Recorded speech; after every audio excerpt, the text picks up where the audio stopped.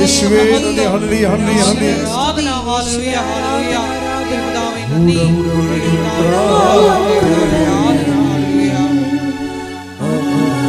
ഉടരണേ പരിഹാരമേകുന്നു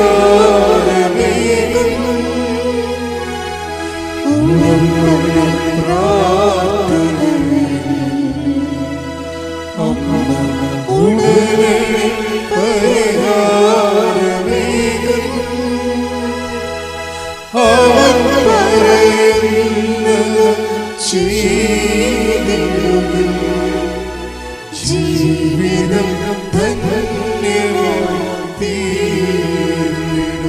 ശ്രുതിക്കട്ടെ. Hallelujah hallelujah hallelujah hallelujah hallelujah. യേശുവേ നന്ദി. Hallelujah hallelujah hallelujah. ആരാധന. Hallelujah hallelujah hallelujah. Hallelujah hallelujah hallelujah. യേശുവേ നന്ദി. യേശുവേ ആരാധന. Hallelujah hallelujah hallelujah. കർത്താവിന്റെ സന്നിധിയിലെ സാന്നിധ്യം അനുസ്മരിച്ചുകൊണ്ട് പേനയും എഴുത്തുമായി ബന്ധപ്പെട്ട കുറേ വിഷയങ്ങൾ കാണുന്നുണ്ട്. ഈ ആഴ്ചയിലെ ആപ്ലിക്കേഷൻ സെൻഡ് ചെയ്യാനുള്ളവരും കമ്മ്യൂണിക്കേഷൻ എഴുത്തുകുത്തുകളുള്ളവരും കറസ്പോണ്ടൻസ് ഉള്ളവർ പ്രത്യേകം ശ്രദ്ധിച്ച് ചെയ്യണം. എടുക്ക് വരുത്തരുത്, നാളേക്ക് മാറ്റി വയ്ക്കരുത്. എഴുതാനുള്ളതും സംസാരിക്കാനുള്ളതും മെയിൽ സെൻഡ് ചെയ്യാനുള്ളതും എല്ലാം ഈ ആഴ്ചക്കുള്ളിൽ ചെയ്തു തീർക്കണം. കുടിശ്ശിക ഉണ്ടാകാത്ത രീതിയിൽ കർത്താവിൻ്റെ മേലെല്ലാം അനുഗ്രഹം ഉണ്ടാകും. ശ്രുതിക്കട്ടെ. Hallelujah hallelujah hallelujah hallelujah hallelujah hallelujah hallelujah hallelujah. മഹത്വം മഹത്വം. ആരാധന ആരാധന. Hallelujah hallelujah hallelujah. നന്ദി. സന്ദേശത്തിന് നന്ദി പറയുന്നു. പരിശുദ്ധ പരമദിവ്യകാരുണ്യത്തിന് നേരവും ആരാധനയും സ്തുതിയും പുകഴ്ചയും ഉണ്ടായിരിക്കട്ടെ. ഏറ്റു പ്രാർത്ഥി. കർത്താവായ ദൈവമേ, അങ്ങയുടെ ഉന്നതമായ നാമത്തിന് സ്തോത്രം ചെയ്യുന്നു. കർത്താവേ, നിന്റെ വിശുദ്ധമായ വലതുകരം ഓരോ മകന്റെ മേലും ഓരോ മകളുടെ മേലും വയ്ക്കണമേ. ഇവിടെ തീർത്ഥാടനത്തില് പ്രാർത്ഥിക്കുന്നവരോ ഓൺലൈനായി പ്രാർത്ഥിക്കുന്നവരോ കർത്താവിന്റെ കൃപ തിരിച്ചറിയട്ടെ. ഈശോ അടിപ്പിണർ പോലെ വൈദ്യാഘാതം പോലെ ദൈവികമായ ശ്രദ്ധ എല്ലാ മക്കളിലേക്ക് അരിച്ചിറങ്ങട്ടെ. മാരക രോഗങ്ങള്, തീരാവേദികള്, ദുരിതങ്ങള് യേശുവിന്റെ നാമത്തില് മാറിപ്പോകട്ടെ. കരള് രോഗങ്ങള്, കിഡ്നി രോഗങ്ങള്, അൾസസ് രോഗങ്ങള്, അൾസർ രോഗങ്ങള്, ഈശോടി രോഗങ്ങള്, ആന്തരിക അവയവങ്ങളുടെ രോഗങ്ങള്, വിഷപ്പ രോഗങ്ങള്, ത്വക്ക് രോഗങ്ങള്, അസ്ഥി രോഗങ്ങള് യേശുവിന്റെ നാമത്തിൽ മാറിപ്പോകട്ടെ. Hallelujah hallelujah hallelujah. ആരാധനയിലൂടെ വീണ്ടും വീണ്ടും മഹത്വപ്പെടുത്തണമേ. സദയം തുടരേ സുഖമായി എല്ലാവരും അരികിൽ വരണം. സദയം തുടരേ സുഖമായി ഹല്ലേലൂയ. നന്ദി യേശുവേ, നന്ദി യേശുവേ, നീ ചെയ്ത നന്മകൾ കൂരായിരം നന്ദി. നന്ദി യേശുവേ, നന്ദി യേശുവേ, നീ ചെയ്ത നന്മകൾ കൂരായിരം നന്ദി. ശക്തിയാലല്ല, കൈയുടെ ബലത്താലല്ല, നിന്ദയല്ലയോ എന്നെ നടത്തിയത്. ശക്തിയാലല്ല, കൈയുടെ ബലത്താലല്ല, നിന്ദയല്ലയോ പരിശുദ്ധ പരമദിവ്യകാരുണ്യത്തിന് നേരവും ആരാധനയും സ്തുതിയും പുകഴ്ചയും ഉണ്ടായിരിക്കട്ടെ. അപ്പൊ ഏതെങ്കിലും ഒരു വകുപ്പ് വെച്ചുകൊണ്ട് യേശുവിനെ അവഗണിക്കാൻ വേണ്ടിയുള്ള മനുഷ്യൻ്റെ ജഡിക ശ്രമങ്ങൾ, ഈ ജഡിക ശ്രമങ്ങൾക്കെതിരെയാണ് കർത്താവിൻ്റെ വചനം എന്താണ് പറയണത്? I will not disown you at any cost. Take the word of God. ശ്രുതികട ഹല്ലേലൂയ ഹല്ലേലൂയ ഹല്ലേലൂയ ഹല്ലേലൂയ. യേശുവേ നന്ദി. Hallelujah hallelujah. യേശുവേ ആരാധന ആരാധന ആരാധന. യേശുവേ നന്ദി. മഹത്വം മഹത്വം മഹത്വം മഹത്വം. Hallelujah hallelujah. ആരാധന ആരാധന യേശുവേ ആരാധന. ഹെബ്രായർ 13:5. ഹെബ്രായർ 13:5. ഞാൻ നിന്നെ ഒരു വിധത്തിലും അവഗണിക്കുകയോ ഉപേക്ഷിക്കുകയോ ഇല്ല എന്ന് അവിടുന്ന് പറഞ്ഞിട്ടുണ്ടല്ലോ. ഇതാണ് ഒരു പ്രഖ്യാപിതമായ നിലപാട് ദൈവത്തിൻ്റെ. മനുഷ്യന്മാർ പല പല കാരണങ്ങൾ പറഞ്ഞുകൊണ്ട് നമ്മളെ തിരിയാൻ നോക്കും മനുഷ്യന്മാരെ. അപ്പം നമ്മൾ ക്രിസ്തുവിനെ സ്വീകരിക്കുമ്പോൾ ക്രിസ്തുവിൻ്റെ സ്വഭാവവും നിലപാടുകളും നയങ്ങളും ഒക്കെയാണ് നമ്മൾ സ്വീകരിക്കുന്നത്. ക്രിസ്തുവിനെ സ്വീകരിക്കുക. ക്രിസ്തുവിൻ്റെ സ്വഭാവം എന്താണ്? I will not disown you at any cost. ഹെബ്രായർ 13:5 ഏറ്റു പറഞ്ഞ് ഞാൻ ഒരു വിധത്തിലും നിന്നെ അവഗണിക്കുകയില്ല. നമ്മൾക്ക് ചങ്കുറപ്പോടുകൂടി വരാൻ പറ്റും. നമ്മുടെ ജീവിതത്തിൻ്റെ സാഹചര്യം എന്ത് തന്നെയായാലും ഈ മനുഷ്യന്മാർക്കൊരു കുഴപ്പമുണ്ട്. അതായത് 20 വയസ്സ് തൊട്ട് 40 വയസ്സ് വരെയാണ് മനുഷ്യൻ ഈ തെറ്റുകളെല്ലാം ചെയ്ത് കൂട്ടുന്നത്. ഈ 20 വയസ്സ് തൊട്ട് 40 വയസ്സ് വരെ എന്ന് വെച്ചാൽ അവർ ആ സമയത്ത് ഇവരുടെ ബ്രെയിൻ ഇങ്ങനെ ഹൈജാക്ക് ചെയ്യും. എന്നിട്ട് അവർ വ്യഗ്രത കൂടും അവർക്ക്. അപ്പോൾ സെൽഫ് അസെർട്ട് ചെയ്യാനുള്ള ഈ വ്യഗ്രതയിൽ അവർ ദൈവത്തെ മറന്നു പോകും, സുവിശേഷത്തെ മറന്നു പോകും. അപ്പോൾ അതുകൊണ്ടാണ് ഈ ആൾക്കാർ PR ഉണ്ടെങ്കിൽ കല്യാണം കഴിക്കാമെന്നൊക്കെ പറയണത്. അതാണ് PR-ഉം കല്യാണമായിട്ട് എന്ത് ബന്ധം? PR-ഉം കല്യാണമായിട്ട് ഒരു ബന്ധമില്ല. PR ഉണ്ടെങ്കിലേ കല്യാണം കഴിക്കത്തോന്നൊക്കെ പറയണില്ല ആൾക്കാരില്ലേ? അതെന്താ കാര്യം? അതാണ് വിഷയം. ഇനി ഞാൻ പ്രസവിക്കണ കുഞ്ഞിന് അമേരിക്കൻ പൗരത്വം കിട്ടിയാൽ മാത്രമേ ഞാൻ അമേരിക്കയിൽ പോയി പ്രസവിക്കത്തുള്ളൂ എന്നൊക്കെ പറയുന്നില്ലേ? എന്തെല്ലാം രീതിയാണ് ഇപ്പോൾ ആൾക്കാരുടെ മാറിയിരിക്കണത്. ഇവിടുന്ന് 1 മാസം 2 ആഴ്ച പ്രഗ്നൻ്റായിട്ട് പോകും. എന്നിട്ട് അവിടെ പോയിട്ട് അവിടെ നിന്ന് 10 മാസമായിട്ട് അവിടെ പ്രസവിച്ചിട്ട് അവിടുത്തെ പൗരത്വം മേടിക്കും. അപ്പം ഇങ്ങനെ മനുഷ്യൻ ഈ 20 വയസ്സ് തൊട്ട് 40 വയസ്സ് വരെയുള്ള കാലഘട്ടങ്ങളിൽ അവർ ഒരു അജണ്ട ഫിക്സ് ചെയ്യും. ഈ അജണ്ടയുടെ അകത്ത് അവർക്ക് മനസാക്ഷിക്കും ദൈവത്തിനും സുവിശേഷം നിരക്കാത്ത എന്തെങ്കിലും വന്നാലും ഇവർ തട്ടിക്കളയും. അതും കാര്യമില്ലെന്ന് പറയും. അതും കാര്യമില്ല. ഇപ്പം ആരാ ഇതൊക്കെ നോക്കണമെന്നൊക്കെ പറയും. ഇപ്പം ആരാ ജാതി നോക്കണം, ഇപ്പം ആരാ മതം നോക്കണം എന്നൊക്കെ പറഞ്ഞുകൊണ്ട് അവരുടെ ആത്മാവിനെ പണയപ്പെടുത്തുന്ന കാര്യമായാലും ശരി ദൈവത്തെ മാറ്റി നിർത്തി അവരൊരു ചിന്ത തീരുമാനിക്കും. ഇങ്ങനെ കുറേ തെറ്റുകൾ മനുഷ്യന് വരും. ഇങ്ങനെ തെറ്റുകൾ മനുഷ്യന് വരുമ്പോൾ ഇതെല്ലാം ശരിക്കും കർത്താവിൻ്റെ രീതി അനുസരിച്ച് നീ അജ്ഞതയുടെ കാലഘട്ടമെന്നും പറഞ്ഞൊരു വിഷയവും എപ്പോഴും ദൈവം ഒരു പ്രൊവിഷൻ ഇട്ടിട്ടുണ്ട്. അജ്ഞതയുടെ കാലഘട്ടമെന്ന്. അത് ഈ കാലഘട്ടമാണ്. അതായത് 20 വയസ്സ് തൊട്ട് 40 വയസ്സ് വരെയുള്ള കാലഘട്ടം. ടേക്ക് ദ ബിഡപ്പോൾ അജ്ഞതയുടെ കാലഘട്ടം. ശ്രുതികട ഹല്ലേലൂയ ഹല്ലേലൂയ ഹല്ലേലൂയ ഹല്ലേലൂയ. യേശുവേ യേശുവേ സ്തുതി. ഹല്ലേലൂയ. യേശുവേ ആരാധന ആരാധന ആരാധന ആരാധന. യേശുവേ നന്ദി. മഹത്വം മഹത്വം മഹത്വം. ഹല്ലേലൂയ. അപ്പോസ്തല പ്രവർത്തനങ്ങൾ 17:30. അപ്പോസ്തല പ്രവർത്തനം 17:30. അജ്ഞതയുടെ കാലഘട്ടങ്ങളെ ദൈവം കണക്കിലെടുത്തില്ല.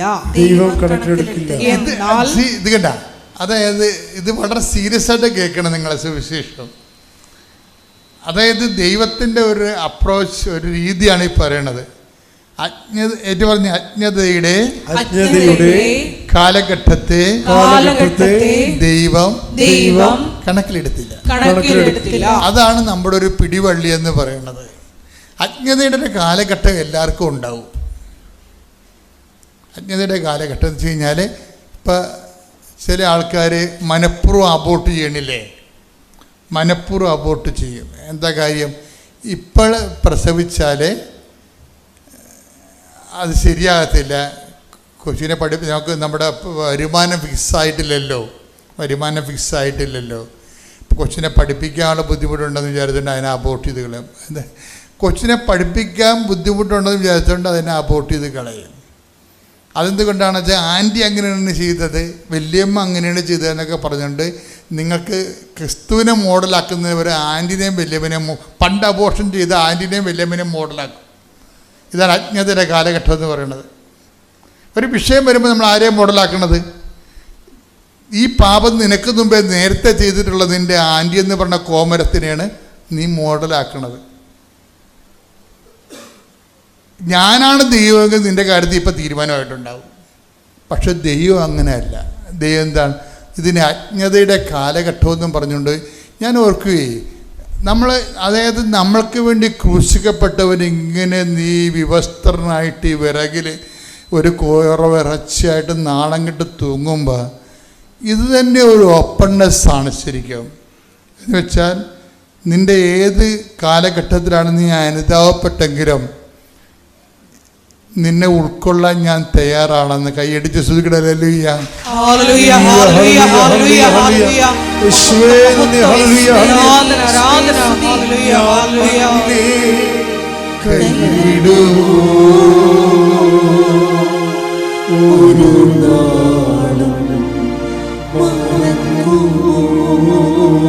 ഞാൻ നിന്നെ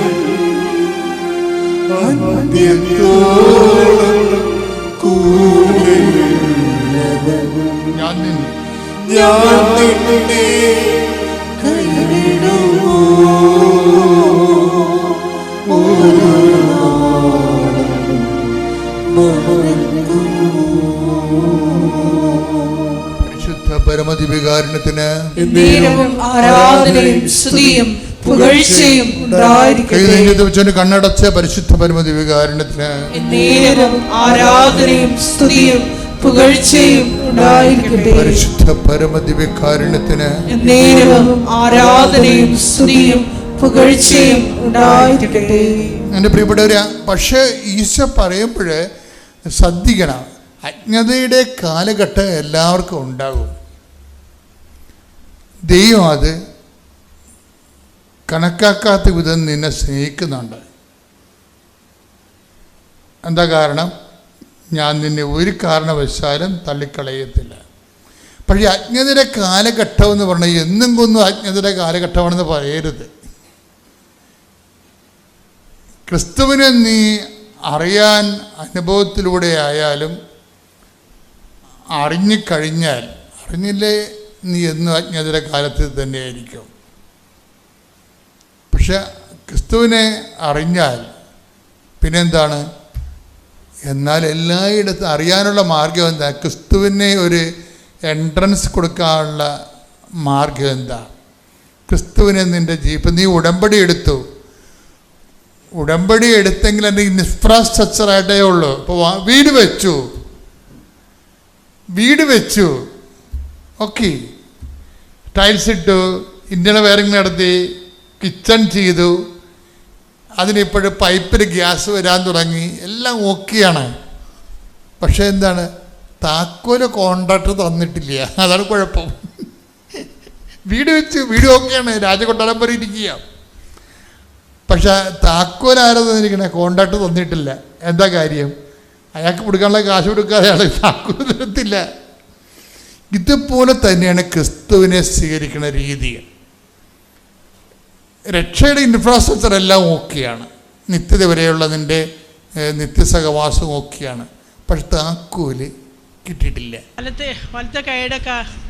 വലത്തെ കൈയുടെ ഈ തന്താമരലിന് വാദമാണ്, അതുകൊണ്ട് പണിയെടുക്കാൻ പാടാണ്ട് ഞാൻ കഷായം കുടിച്ചുകൊണ്ടിരിക്കുകയായിരുന്നു. 5-6 മാസം കഷായം കുടിച്ചു കഴിഞ്ഞിട്ടും ഇതിനൊരു കുറവും വരാതിരുന്നപ്പോഴാണ് ഞാൻ ഇവിടെ ഉടമ്പടിക്ക് വന്നു കഴിഞ്ഞാൽ, ഉടമ്പടി തൈലം പറ്റിക്കഴിഞ്ഞ് എനിക്ക് ഒരാഴ്ച പറ്റിയപ്പോഴത്തേക്ക് എൻ്റെ കൈയുടെ വേദനയൊക്കെ മാറ്റി. ഇപ്പോൾ ഞാൻ നിത്യം പണിക്ക് പോകുന്നുണ്ട്. പണി തന്ന് വേദന മാറ്റി പണിയൊക്കെ തന്ന ദൈവത്തിന്, മാതാവിന് ഞാൻ നന്ദി പറയുന്നു. ഭർത്താവ് കല്യാണം കഴിഞ്ഞ അന്ന് മുതൽ ഭയങ്കര വെള്ളാടിയായിരുന്നു. എന്നും വെള്ളയടിച്ച് എന്ത് പറഞ്ഞാലും കൺസേണില്ലാതെ ഭയങ്കര വിഷയമായിരുന്നു. അങ്ങനെ ഇരുന്ന സമയത്ത് ഞാൻ എന്നും ഇവിടെ ഒരു നിയോഗം വെച്ചത് എൻ്റെ ഭർത്താവിൻ്റെ മദ്യപാനം മാറ്റണമെന്നായിരുന്നു. അങ്ങനെ നിയോഗം വെച്ചത് ഭർത്താവിന് ശ്വാസമുട്ടൊക്കെ ഉണ്ടായിരുന്നു. അതിന് ശങ്കിൽ വേദന വന്ന് അറ്റാക്ക് വന്ന് ശ്വാസമുട്ടും വിഷമമായി വേഗം അപ്പം തന്നെ ഓപ്പറേഷൻ ചെയ്തു കഴിഞ്ഞാൽ ഇപ്പോൾ ഒത്തിരി ബുദ്ധിമുട്ടുണ്ടായിരുന്നു. അതെല്ലാം മാറ്റി ഓപ്പറേഷൻ കഴിഞ്ഞ് ഇപ്പോൾ ആൾ കുഴപ്പമൊന്നുമില്ല. അതോടുകൂടി അങ്ങേരെ മദ്യപാനവും മാറിക്കിട്ടി. അതിന് ഞാൻ മാതാവിനോടും ദൈവത്തിനും നന്ദി പറയുന്നു. എലിസബത്ത് ഫ്രാൻസിസ്, ഞാൻ ചെന്നൈയിൽ നിന്ന് വരുന്നു. സെൻറ്റ് ജോസഫ് ചർച്ച് പെരമ്പൂർ ഇടവകയാണ്. അവിടെ ഞാനിവിടെ സാക്ഷ്യം പറയാൻ വന്നിരിക്കുന്നത് എൻ്റെ മകൾക്ക് വേണ്ടി ഞാൻ പ്രാർത്ഥിച്ചപ്പോൾ കിട്ടിയ അനുഗ്രഹങ്ങളാണ്. എൻ്റെ മകളുടെ പേര് ഫിൻസി ഫ്രാൻസിസ്. മകൾക്ക് വിവാഹമായിട്ട് 6 വർഷമായി. പക്ഷേ 6 വർഷമായെങ്കിലും അവരൊരു സന്തോഷമായിട്ടിരുന്നാൽ അടിക്കടി പ്രശ്നങ്ങൾ വന്നുകൊണ്ടേയിരിക്കും. അപ്പോൾ മകള് കുഞ്ഞുമായിട്ട് വീട്ടിൽ വരും. ഇത് തന്നെ തുടർച്ചയായി നടന്നുകൊണ്ടിരിക്കുന്നു. അപ്പോൾ എല്ലാ സൗകര്യങ്ങളും ഉണ്ട്. എൻ്റെ മകൾ ഇൻറ്റീരിയർ ഡിസൈനറാണ്, മരുമകൻ ഫിസിയോതെറപ്പിസ്റ്റാണ്. സോ സാമ്പത്തികമായിട്ടല്ല, എന്തൊക്കെയോ ഇഷ്യൂസ് എപ്പോഴും വന്നുകൊണ്ടിരിക്കും. അങ്ങനെ ജനുവരി 22 ജനുവരി മാസം 2022 ഇതേ പ്രശ്നം ആവർത്തിച്ചു. അപ്പോൾ ഞാൻ light A candle prayer request ഇട്ട് മാതാവിൻ്റെ അടുത്ത് പ്രാർത്ഥിച്ചുകൊണ്ടിരുന്നു. ഫെബ്രുവരിയിൽ വീണ്ടും അവർ രണ്ടുപേരും വീട്ടിൽ പോയി. പക്ഷേ ഞാൻ ഒരേ ഒരു വിഷയം തന്നെ മാതാവിൻ്റെ അടുത്ത് പ്രാർത്ഥിച്ചു. ഇത് ഇനി ആവർത്തിക്കാതിരിക്കുന്നതിന് എനിക്ക് നല്ലൊരു സൊല്യൂഷൻ തരണം മാതാവേ എന്ന് പ്രാർത്ഥിച്ചു. Light A candle prayer request മാത്രമാണ് എനിക്കതെല്ലാം ഉണ്ടായിരുന്നത്. ഞാൻ light A candle prayer request ഇട്ടു. ഡെയിലി രാവിലെ എണീറ്റ് ഉടമ്പടി പ്രത്യക്ഷീകരണ പ്രാർത്ഥനയും വൈകുന്നേരം ഉടമ്പടി പ്രാർത്ഥനയും പ്രാർത്ഥിക്കും. അതിനുശേഷം ഞാൻ ഫെബ്രുവരി 27 ഞാനിവിടെ എൻ്റെ ചേച്ചിയെയും കൂട്ടി പാലക്കാട് നിന്ന് ഞാൻ രാവിലെ ചെന്നൈയിൽ നിന്ന് ഇവിടെ വന്ന് ഉടമ്പടി എടുക്കാൻ വേണ്ടിയല്ല വന്നത്. രാവിലെ വന്നു, മാതാവിൻ്റെ അടുത്ത് വന്നു, പ്രാർത്ഥിച്ചാൽ എനിക്കൊരു അനുഗ്രഹം കിട്ടും എന്നുള്ള വിശ്വാസത്താൽ വന്നു. ഞാൻ പ്രാർത്ഥിച്ചു, തിരിച്ചു പോയി. ചൊവ്വാഴ്ച 28 അവിടെ ഞാൻ ചെന്നു. 3 എൻ്റെ മകള് ഓഫീസിൽ നിന്ന് എനിക്ക് വിളിച്ചു പറയുകയാണ്, മമ്മി എനിക്ക് ഇതേപോലെ ദുബായിൽ പോകാനായിട്ട് ഒരു ഓഫർ വന്നിട്ടുണ്ട്, എൻ്റെ ഫ്രണ്ട് പറഞ്ഞ്. ഞാൻ പോകട്ടെ, എന്തോ പറയുന്നെന്ന് ചോദിച്ചു.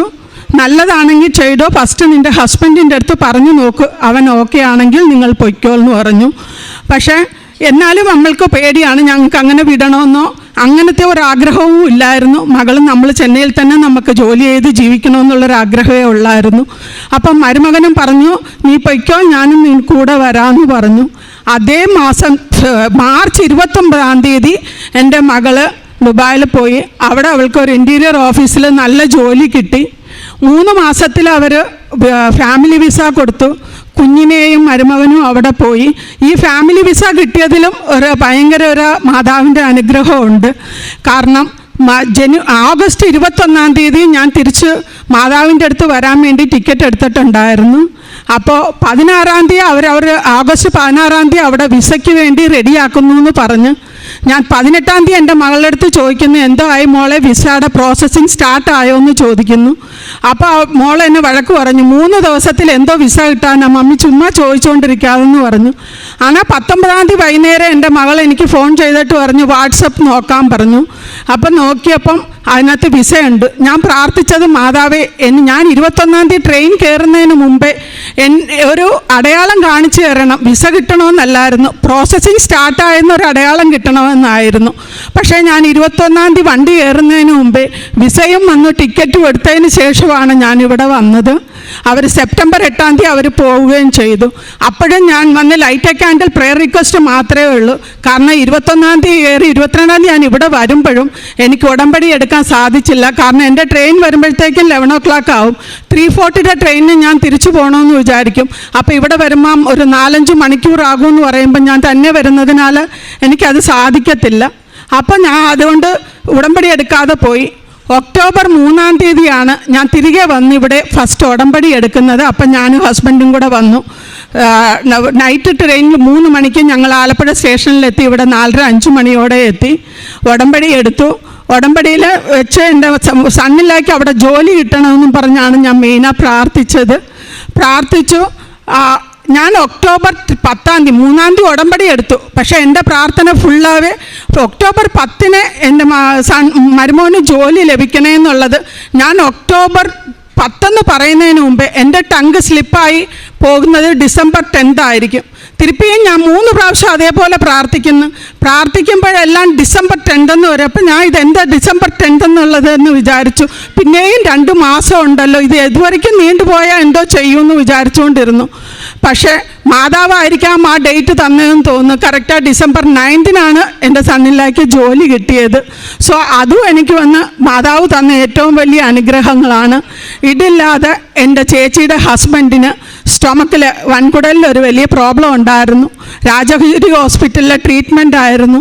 വൻകുടൽ കുറച്ച് ഭാഗം കട്ട് ചെയ്ത് മാറ്റി.